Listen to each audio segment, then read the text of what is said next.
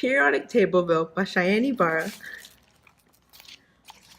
A long time ago, in a magical land called Chemistria, there were many scientists that lived in this land.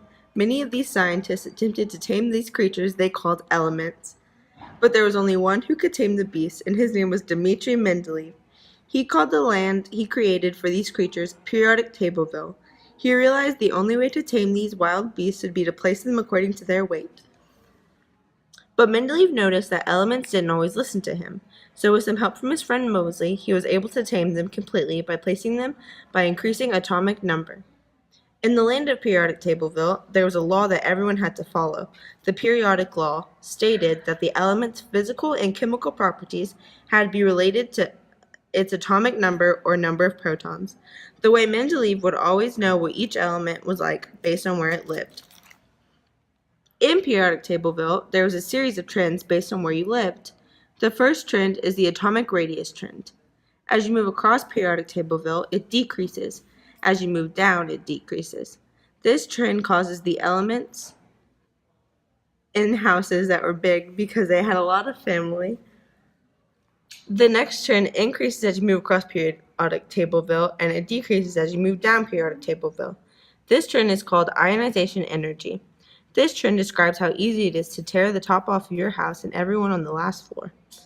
Another major trend was metallic characteristics. As you moved across Periodic Tableville, those characteristics decreased. As you moved down, it increased. These characteristics were those that describe metals. Electronegativity is the next trend. This trend made the elements attract more electrons as you moved across Periodic Tableville and attract less as you moved down. Mendeleev obtained a little help remembering all these trends using his friends Amy D.D. When Mendeleev put these creatures in their place, he also put them into families or neighborhoods.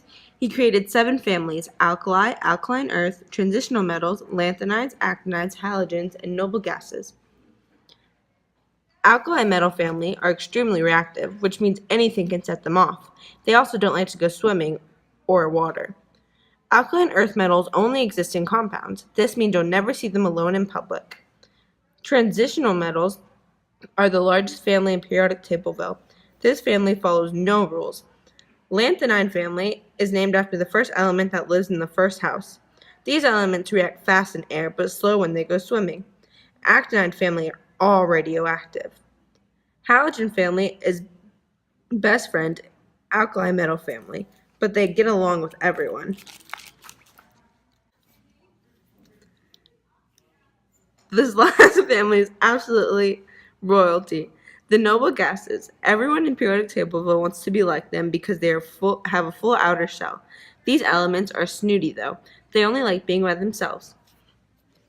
Even though they're all families, there are only 3 different species: metals, metalloids, and nonmetals. The metals live on the right side of what Mendeleev called the stair step. The metals are usually hard, shiny, malleable, and conductors of heat and electricity. The metalloids are a little risky. They sit on the stair step. They have trouble making up their mind, so they can act like a metal or a nonmetal. The nonmetals like to live to the right of the stair steps. Nonmetals can be a little dull.